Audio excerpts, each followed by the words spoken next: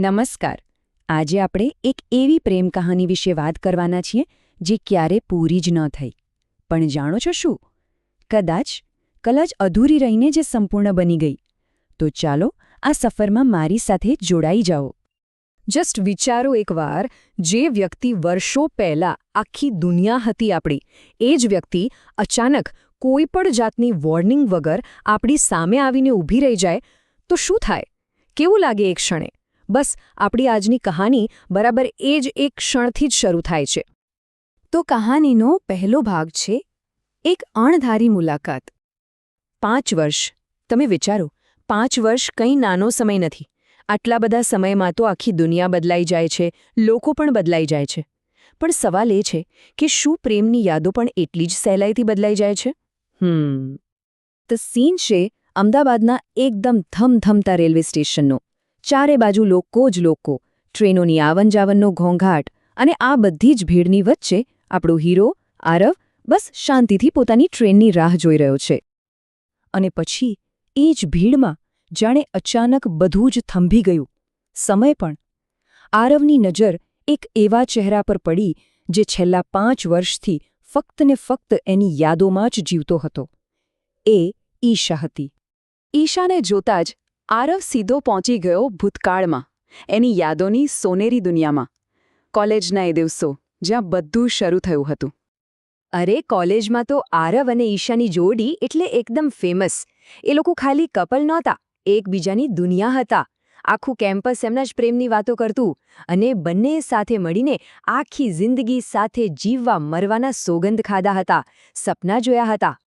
મજાની વાત તો એ હતી કે બંને એકદમ અલગ હતા. સાવ જ અલગ. આરવ એકદમ શાંત અને ગંભીર, અને ઈશા એ તો જાણે પતંગિયું, જીવનથી ભરપૂર, ચંચળ. પણ કદાચ આજ તો એમના સંબંધની સુંદરતા હતી નહીં, કે આટલા અલગ હોવા છતાં બંને એકબીજા સાથે મજબૂતીથી બંધાયેલા હતા. પણ કહેવાય છે ને કે દરેક કહાનીમાં એક ટ્વિસ્ટ તો આવે જ છે. એમના કિસ્સામાં આ ટ્વિસ્ટ કોઈ નાનો સૂનું નહોતો. એ તો નિયતિનો એક કઠોર નિર્ણય બનીને આવ્યો. એક એવો નિર્ણય જેણે બધું જ બદલી નાખ્યું.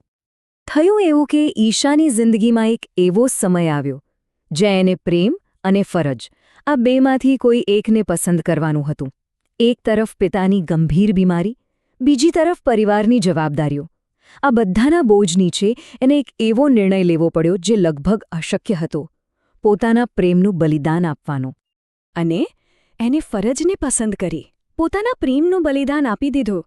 પિતાની ખુશી માટે ઈશાએ એમના પસંદ કરેલા છોકરા સાથે લગ્ન કરી લીધા, અને બસ આરવ અને ઈશાની કહાની ત્યાં જ એ જ ખડીએ અધૂરી રહી ગઈ.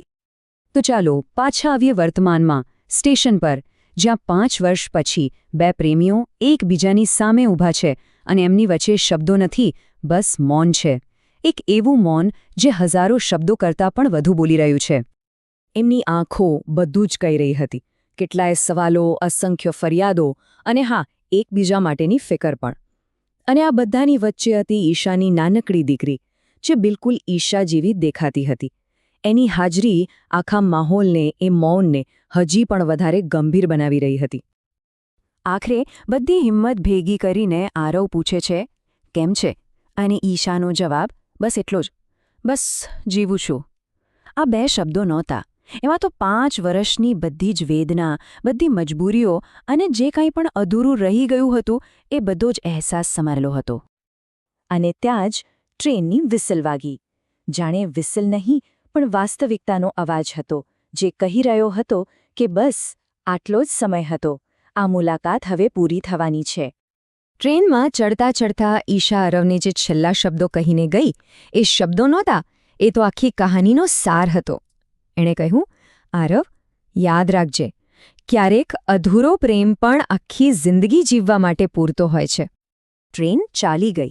ઈશા ભીડમાં ક્યાંક ખોવાઈ ગઈ, પણ એના શબ્દો એ આરવના મનમાં ગૂંજતા રહ્યા. અને બસ એ જ ક્ષણે આરવને પ્રેમનો એક સાવ નવો જ અર્થ સમજાયો. તો આ અધૂરો સંગાથ એટલે શું? આનો મતલબ એ નથી કે પ્રેમમાં હાર માની લેવી. ના, આનો સાચો અર્થ છે એ સમજવું કે પ્રેમ એટલે કોઈને બાંધી રાખવું નહીં, પણ કોઈકની ખુશી માટે એમને દૂર રહીને પણ ચાહતા રહેવું.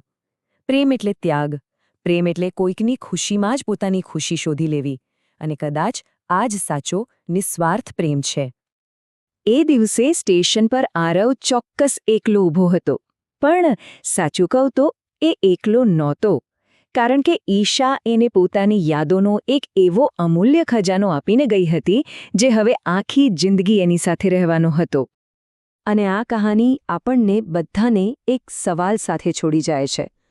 શું દરેક પ્રેમનો અંત સાથે રહેવામાં જ હોય છે? શું પ્રેમની સફળતાનું માપદંડ ફક્ત સાથે રહેવું જ છે? કે પછી કેટલીક અધૂરી કહાનીઓ પણ પોતાની રીતે સંપૂર્ણ અને કદાચ વધારે સુંદર હોય છે?